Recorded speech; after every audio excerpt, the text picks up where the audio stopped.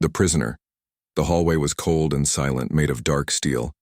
Footsteps echoed, sharp, hard, like the sound of war drums. General Varela walked with her head high, eyes glowing faint gold. She was a high-ranking alien officer, feared across systems. Behind her, 2 guards dragged a chained human. The human's face was bloody. His shirt was torn, but he walked tall, even in chains. They threw him on the floor in front of her. The guard stepped back. Varela looked down at him unimpressed. "So, this is the human everyone is whispering about," she said. "I expected someone taller." He didn't answer. She circled him slowly. Her boots clicked against the floor. "Your people screamed when we landed on your soil. They ran like prey, but not you." She leaned closer. "Why didn't you run?" Still, he said nothing. She narrowed her eyes. "Do you not speak, or are you just too proud to beg?" The human looked up at her, face bruised and blood drying near his mouth. He didn't look scared. He didn't look angry either. Just calm. That calm made her uncomfortable. "You're not special," she snapped. "You're just another failed creature from a dying planet." Then she did something no one expected. She spat at him. The spit landed near his cheek. He didn't flinch. He didn't blink. He just stared straight at her like she wasn't even worth reacting to. A silence filled the room. The guards shifted awkwardly. Varela stepped back. Something about his eyes made her feel like she was the one in chains now. She waved her hand. "Take him to cell 18, alone. No food, no light." The guards nodded. One grabbed the chain. But before, they dragged him away. The human finally spoke. Quiet, deep, and steady. "You should have killed me," he said. "Now it's too late." Everyone froze. Varela tilted her head. "Excuse me?" He looked straight into her glowing eyes. "You had the chance. You lost it." She felt a chill crawl up her spine. For a moment, the ship felt colder. Was it just his word? Or something else? "Take him," she ordered again, this time softer. The guards dragged him away. But Varela didn't move. She kept hearing his words in her head like they were some kind of curse. Hours passed. In the command room, the crew monitored the ship's power levels. Suddenly, a red light flashed. "Ma'am," an officer said, "Sector 9 just lost power. We're trying to reset, but wait, Sector 10 is failing too." "What?" Varela turned. "That's impossible. This ship runs on core energy. It doesn't just fail." Then came another report. "Security cameras in the prisoner wing are down."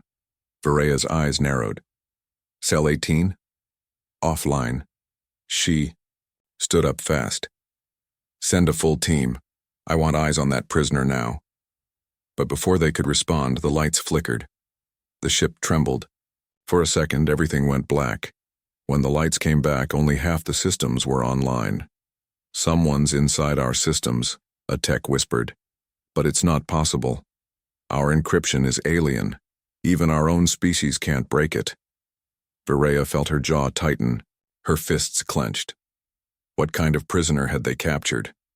Later, she went to see for herself. She walked to the lower deck, ignoring the warning signs and security alerts. When she reached cell 18, the door was still closed. She entered the queue, code herself. The door opened slowly with a loud hiss. The human sat in the dark, still chained, still calm. He looked at her like he had been waiting. "Comfortable?" she asked. He gave a small smile. "War doesn't scare me. Darkness doesn't scare me. But you're interesting." She stepped inside, ignoring her own rules. "You're hiding something," she said. "Tell me what it is or I'll break you." He didn't flinch. He just whispered, "You already broke everything that matters." For a moment, she didn't know what to say. She had broken planets. She had crushed rebellions. But this one man, in chains, somehow made her feel smaller than ever before. She turned to leave, but he called out softly. "General," he said, "remember this moment. One day you'll beg me not to let you die." She paused at the door, and for the first time in years, General Varea didn't feel powerful. She felt afraid. The silent spark she spat on him like trash. But now her heart races every time he speaks. The ship floated in darkness above a dead world. Deep inside its belly, the lights flickered again. Something wasn't right. Something had changed since the human arrived. General Varea stood in the war room, eyes locked on a hollow map of the galaxy. But her mind wasn't there. It was still in Cell 18. With him. She hadn't slept. She hadn't eaten. She kept remembering that final whisper. "One day you'll beg me not to let you die." A voice snapped her back to reality. "Ma'am, internal scans show abnormal energy patterns in the prison sector." Varea turned. "Explain." The officer gulped. "Well, they're not mechanical. It's like emotional heat. The tech calls it a neural pulse. It started right after the prisoner arrived." "Humans don't have neural pulses strong enough to affect alien systems," she replied coldly. "Yes, ma'am. But this one does." That was the moment. Her heart skipped. She walked down the hallway again, alone this time, no guards, no fear, just confusion. And something she would never admit aloud. Curiosity. When she reached the cell, it was still locked. But something was different. The human wasn't sitting anymore, he was standing, still chained, yes, but standing tall in the middle of the room like he belonged there. His eyes found hers the second the door slid open. "You came back," he said. She didn't like how his voice made her stomach twist. "I'm not here for games," she snapped. "I don't play games," he replied calmly. "I survived them." She took a step forward. "Who are you?" He tilted his head. "I'm the one you underestimated." Varea clenched her teeth. "Tell me your name." "Darren." She stared at him. That name wasn't in any of their military records. He wasn't a soldier. He wasn't anyone special. So how was he causing system-wide chaos? "I heard you were in command during the siege of Laria," he said suddenly. Her body stiffened. "What do you know about Laria?" "I was there." She laughed bitterly. "Impossible. Every human on Laria died." "Not everyone," he said. She didn't speak. She couldn't. Darren took a deep breath and looked around the cell. "You think these walls are strong? You think chains can stop a human mind? But your empire has no idea what it's captured." The room went silent. Not even the ship's hum remained. Then, a soft sound. He started humming. It was low, almost like a whisper. A melody in a language she didn't understand, yet it sent chills across her skin. She stepped back. "What are you doing?" she asked. "Humming," he said. "A song my mother used to sing when we waited for bombs to stop falling." She didn't expect that. Something about the way he said it made her feel small. "I saw your war files," he continued. "You destroyed 53 colonies. I wonder, do you ever remember the names of the children you burned alive?" Her eyes burned. "Enough. Truth hurts, doesn't it?" She turned to leave, her hand shaking. But before the door closed, she said, "I'm not afraid of you," he smiled. "Yes, you are." That night Varea tossed and turned in her quarters. In her dreams she saw flames, chains, and Darren's calm eyes. When she woke, alarms were blaring. Intrusion in Sector 4. Life support systems compromised. She ran to the command deck. "Report. Power loss in the reactor wing," an officer shouted. "Firewalls are crashing one by one. It's spreading like a virus." "Lock down all prisoner access," she shouted. But another voice cut in, terrified. "Ma'am, Cell 18's door is open." Varea froze. She didn't give the order. No one did. She ran to the security feed. The screen flickered, and then showed a still image. Darren standing in the hallway, alone. But not running. He just stood there, hands behind his back, looking straight at the camera. And then, he winked. The feed went black. She reached the prison floor in full armor.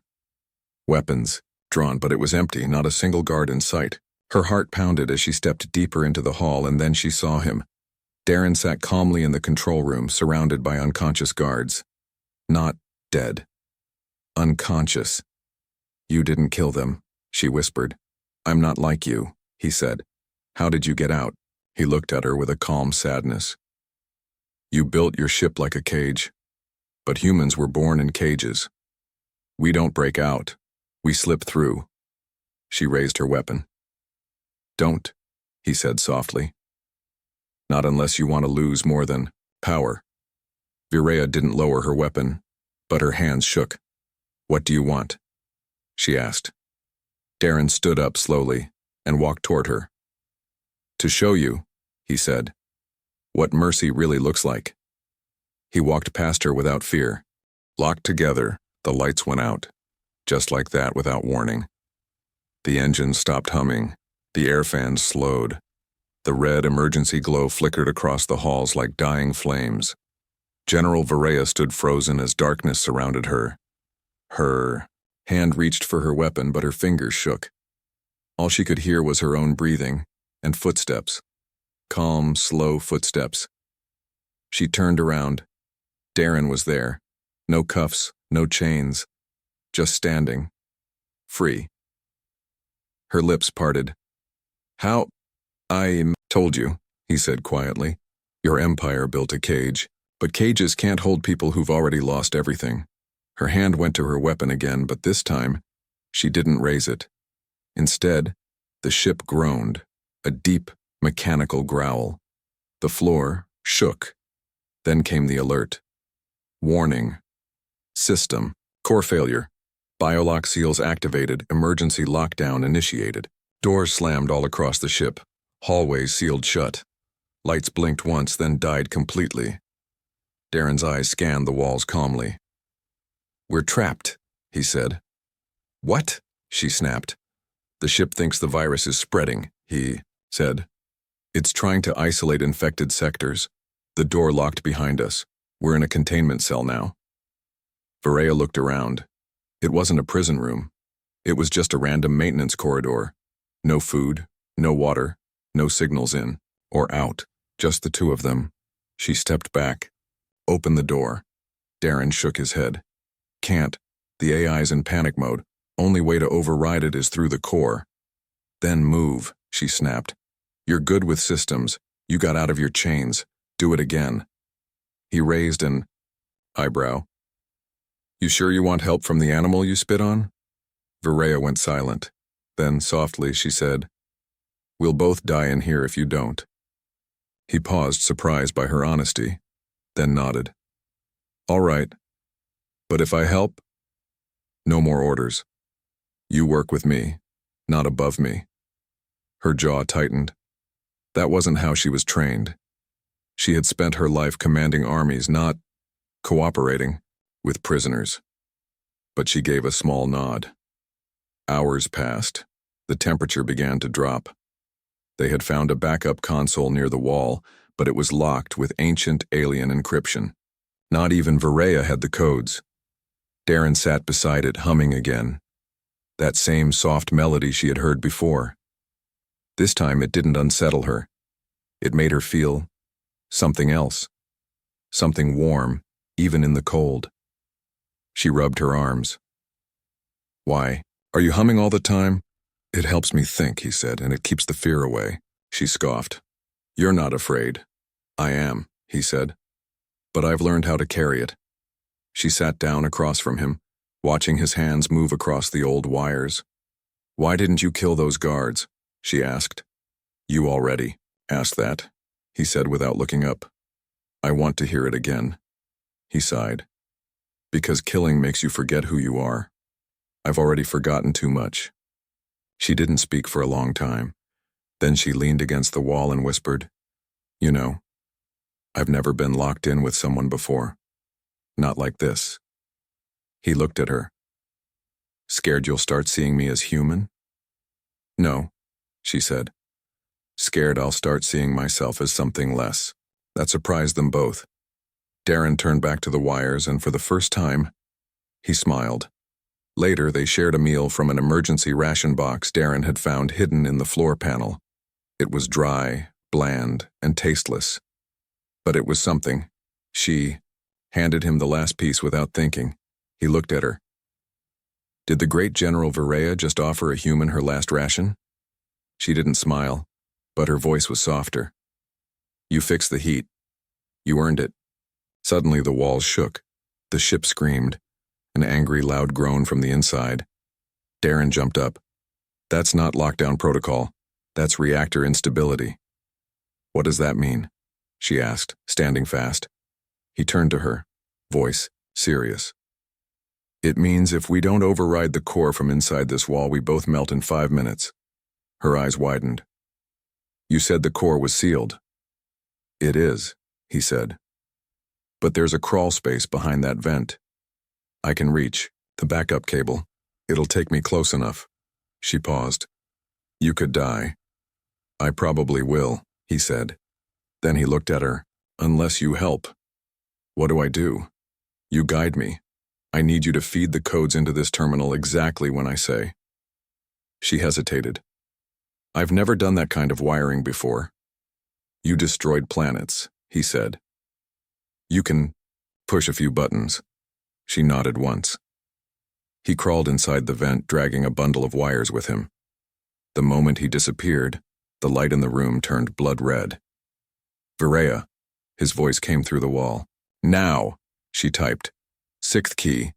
Now, typed again. Splice and cut. She hesitated. Do it. She did. The floor shook. Sparks flew. And then, silence. The lights flickered, then turned solid white. The door behind her hissed and opened. He crawled out slowly, coughing, his shirt torn and face covered in black soot. She caught him before he collapsed. You did it, she said. He looked up weakly. You didn't let me die. She held him tight, stronger than she ever thought she could. No, she said. I didn't want to. Collapse. The alarm screamed like a dying animal. Varela and Darren staggered into the corridor, blinking under the flickering lights. Smoke curled up from the walls. Sparks rained down from open panels. The ship was falling apart, bit by bit, system by system. Behind them, the emergency door slammed shut. Had they been 1 second slower, they'd be dead. Darren coughed hard, holding his ribs. The core override worked, but we've only delayed the collapse. Varela looked around. What's happening to the ship? He checked the display on his wristband. Power surges in 3 sectors. AI's locked in defense mode. It thinks we're the infection now. Varela clenched her jaw. We need to reach the command deck. We won't make it in time, Darren said. Not with the virus spreading through the system. We can't stay here, she snapped. I never said we would, he answered calmly. Then he pointed down a side tunnel. There's a med bay 5 levels down. We regroup there. If anyone's alive, they'll be headed that way. Varela gave a short nod. They moved fast, dodging flames and broken pipes. Every few feet, the floor shook under their boots. At one point, part of the ceiling collapsed behind them, missing them by inches. Varela didn't flinch. Darren glanced at her. You're calm for someone who might die any second. She didn't look back. I've died 1,000 times in battle. This is just slower. He smiled a little despite the pain. I think I'm starting to like you. She snorted. You're strange. I'm human. Same thing. When they reached the medbay, the door was half open, jammed by debris. They forced it open together, muscles straining, sweat rolling down their faces. Inside were 4 alien crew members, 2 scientists, 1 mechanic, and a young medic barely out of training. All of them looked up in fear when Varela entered. Then, they saw Darren behind her. One of the scientists pointed. That's the prisoner, the medic raised a tool. He caused this. No, Varela said sharply. He saved us, and he'll save you too if you let him. The room went silent. Darren stepped forward slowly. You're all breathing because I risked my life for your ship. Now either help us stop this, or die choking on smoke.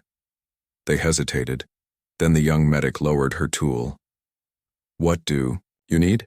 Darren pointed to the screen. I need access to the ship's pulse sensor. The AI is targeting biological energy spikes. That means it thinks we are the virus. If I can reset the biosignature map, it might stop hunting us. The scientist got to work. Virea stood guard at the door, her rifle ready. You trust them? Darren asked quietly. No, she said. But I trust you more than I did yesterday. He gave her a surprised look. That's something. Then she added, if you betray me, I'll kill you myself. Fair enough, he said with a grin. As they worked, a loud crack echoed through the floor. The ship tilted. The power flickered, again. A giant rupture opened in the ceiling and gas started pouring in. Virea shouted, seal the room! The door slammed shut, but not before a burning pipe swung loose and struck her across the back. She cried out and fell. Virea! Darren ran to her. Blood was soaking through her armor. He turned her over gently. You're hit. I'm fine, she growled, trying to stand. You're not, he said, pressing his hand to the wound. You'll bleed out in minutes if I don't close it. She looked at him through gritted teeth. Do it. He pulled off his shirt, used it to slow the bleeding, then grabbed a plasma sealer from the medical tray. It wasn't meant for this kind of wound, but he had no choice. She didn't scream once. When it was done, she sat up slowly, breathing hard. Why did you help me? He looked her dead in the eyes. Because I know what it's like to be left, to die. She stared at him. He stood and walked away, shaking his head. And because maybe I don't hate you anymore. Later, while the others worked on the systems, Virea sat in the corner, her back against the wall. Her hands were shaking, not from pain, from something else. She watched Darren across the room. He was calm, focused. He was giving orders now, and the others were listening. She wasn't the leader anymore. She wasn't sure how to feel about that. When Darren caught her looking, he didn't say anything. He just gave her a small nod, like an equal. She nodded back. Then the lights shut off again. A robotic voice filled the room. Critical failure. Core meltdown in 10 minutes. Panic spread. The scientists screamed. But Darren stood up. There's one more control point left, one chance. He looked at Virea. I need someone to come with me. Someone who won't panic. Someone who can fight. Virea stood without hesitation. I'm coming. He smiled. I hoped you'd say that. As they ran into the dark tunnel together, neither of them knew what waited ahead. But they both knew one thing. If one fell this time, the other would not walk away. The shift in power, she once ruled the stars with cold commands. Now she is the one in chains, and the human she mocked decides her fate. The control chamber was falling apart. Darren and Virea had barely made it through the tunnel. The heat was rising. The metal floor under their feet burned with every step. Red lights flashed like warning screams, and every panel they passed blinked the same deadly message. Core meltdown in 8 minutes. Darren moved fast, hands flying over the controls. Sparks exploded near his arms, cutting into his skin, but he didn't stop. Virea stood behind him, trying to stay on her feet. Her back still burned from the injury. Blood soaked her armor, but she didn't care. Tell me what to do, she said. Keep the coolant pump open, he barked. Don't let the temperature spike again. If it hits critical, everything explodes. She moved to the side panel, forced it open, and jammed the lever upward. Nothing happened. It's jammed, she shouted. Darren ran to her, slammed his shoulder into the panel, and twisted the lever with both hands. With a heavy crack, the pump roared back to life. He leaned against the wall, breathing hard. That gave us time, he said. But not much. Then he noticed something. Her eyes. They weren't just tired. They were empty. You're hurt worse than I thought, he said, stepping closer. She tried to push him away. I don't need help. But she stumbled. He caught her before she hit the floor. Virea, he said softly. You can't keep carrying the war in your bones. Let it go. She looked up at him, broken and confused. I don't know how. He didn't answer. Instead, he carried her out of the control room. They returned to the med bay 1 hour later, alive, but changed. The ship had stabilized. The meltdown was stopped, for now. But something else had changed too. When the doors opened, the alien crew turned to face them. They didn't salute her. They saluted Darren. He froze. "What is this?" The scientist stepped forward. "We watched the feeds. We saw what you did. You saved all of us. Without you, we'd be ash." Varela tried to speak, but she collapsed into the medic's arms. Darren rushed to her, holding her steady. "She saved us too. She risked her life." But the crew didn't look at her the same way anymore. She was no longer their unshakable commander. She was wounded, exposed, vulnerable. Hours passed. Varela woke on a medical bed, bandaged and quiet. She looked around. Darren sat beside her, watching the stars outside through a cracked viewport. "Where are we?" she whispered. "Low orbit," he said. "We're hiding from the Empire's scan beacons. The crew followed my plan." She didn't respond.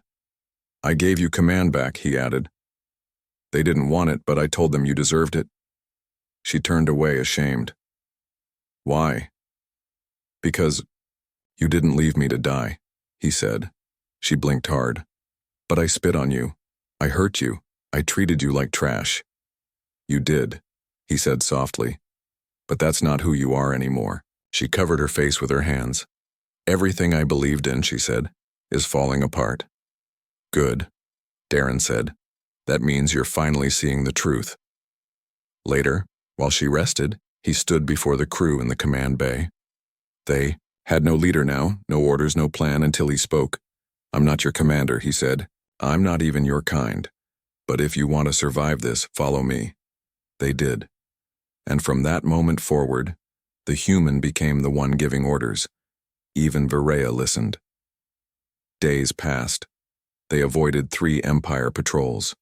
Darren changed security, protocols, and recoded the ship's identity beacon. They were now ghosts, hidden from the Empire's scanners. But something darker was coming. One night, as the stars passed in silence, Varela sat with Darren near the engine chamber. She spoke, slowly. "There's something you don't know." He looked at her. "What is it?" She hesitated. "Your name," she said. "Darren. It was flagged in our intelligence vault, long ago. Your DNA is locked to a forgotten weapon system, built by humans before the war even started." He frowned. "What kind of weapon?" "Something buried beneath your homeworld," she whispered. "Something ancient. Our empire feared it, that's why your people were wiped out." He stood slowly. "Why are you telling me this now?" "Because the empire's watching again," she said. "And when they find us, they'll come. Not for revenge, but to kill you before you unlock it." Darren didn't speak. Then finally he whispered, "Then let them come. Mission Mercy." He was once a nameless prisoner. Now the fate of an alien crew, and the soul of his enemy, rests in his hands. The stars no longer looked peaceful. From the cracked windows of the stolen ship, a strange darkness shimmered across the galaxy, like a storm waiting to strike. It wasn't just the Empire's warships anymore. Something else was coming. Something worse. Darren stood alone in the war room. The map showed it clearly now. The Empire had found them. A fleet was closing in, 7 war cruisers, fully armed. They had 20 hours at most. Behind him, the crew whispered, "He'll get us killed. He's just a human. He doesn't even have a rank." But no one said it out loud, not to Darren's face, because they had seen him bleed for them, save them, carry them. And most of all, they had seen Varela follow him. She limped into the room, her wounds still healing, but her voice steady. "The fleet will surround us. We can't outrun them." Darren nodded. "Then we don't run." The room went silent. "We attack?" Someone gasped. "No," Darren said. "We draw them in, then shut them down from the inside." The crew stared at him like he'd gone mad. "You want to sneak onto the enemy's lead ship?" Varela asked. Yes, Darren said, and I need you to come with me. Her eyes locked with his. You're asking me to betray my own empire. No, he said quietly. I'm asking you to save what's left of your soul. That night, before the mission began, Varaya stood in front of a mirror. She looked at her reflection, the golden armor, the sharp eyes, the cold expression. She took off the armor, piece by piece. And when she stepped into the shuttle beside Darren, she was no longer a general. She was just a person. They boarded the enemy ship using an old smuggler's route hidden in Darren's stolen data files. Inside the vents, the air was thick and foul. Darren whispered, "These ducts lead to the control tower." Varaya crawled behind him, her voice low. "And what happens when we get caught?" He glanced back. "Then I protect you. Like you protected me." She didn't answer, but her hand brushed his ankle briefly. A quiet thank you. When they dropped from the vents, the room was empty, except for one. A child. Alien, no older than 10 years. He stared at them with wide, terrified eyes. Darren froze. No sudden moves. But Varaya stepped forward gently, kneeling, down. "We're not here to hurt you." The boy pointed to her face. "You're Varaya. They say you kill prisoners." She swallowed hard. "I used to." He looked at Darren. "And you? You're the human." "I am," Darren said softly, "but I'm not here to kill anyone." "Then why are you here?"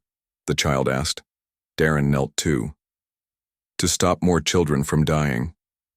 The child stared at them, then stepped aside. "You can go," he said. "I won't tell." Varaya almost cried. She didn't know why. They reached the control room without a fight, but it was worse than they expected. The ship's AI had merged with an experimental mind drive. It was no longer just a program, it was alive and it hated them. Human code detected exterminate. Turrets dropped from the ceiling. Darren jumped in front of Varaya, firing the stolen blaster. Sparks flew. One turret exploded, but the other hit him in the shoulder. He fell. "Darren!" she screamed, grabbing him. He grunted. "I'm fine. Keep going." She dragged him to cover, firing back. The system wouldn't stop. It saw Darren as the virus. Varaya crawled to the control panel, blood dripping from her arm. The system spoke again. "Traitor identified. Termination in 30 seconds. She stared at the screen. A red button flashed. "Surrender. Confirm execution of target. Human." She hovered her hand above it. Then, she slammed her fist into the override console, ripping out the core. System failure. Shutting down. The lights dimmed. The turrets powered off. She had chosen him. Again. They escaped the ship using a rescue pod just as explosions lit up the sky. Darren's bomb, planted deep in the ship's engine, had worked. The Empire's lead cruiser was gone. And the fleet? Now leaderless, confused, splintering. They returned to the stolen vessel. The crew met them with silence. Until someone shouted, "They did it!" Cheers erupted, but Darren was fading fast. Blood poured from his shoulder. Varaya grabbed his face. "Stay with me. Don't you die now." He smiled faintly. "You're crying." "No, I'm not," she whispered. Then for the first time she begged. "Please, Darren. Stay alive. Please."